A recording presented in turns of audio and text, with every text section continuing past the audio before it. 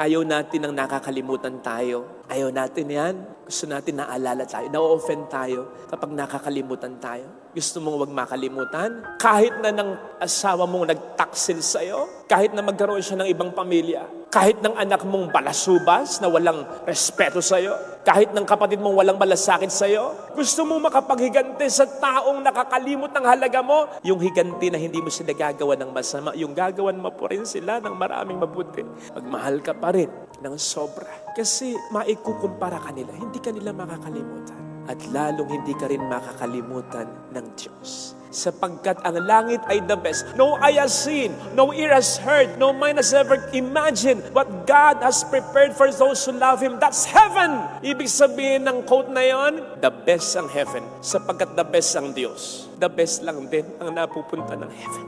Hindi ka lang sa hindi makakalimutan ng tao. Tandaan mo, hindi ka rin makakalimutan ng Diyos. Kapag nagmamahal ka ng sobra, hindi ng sakto.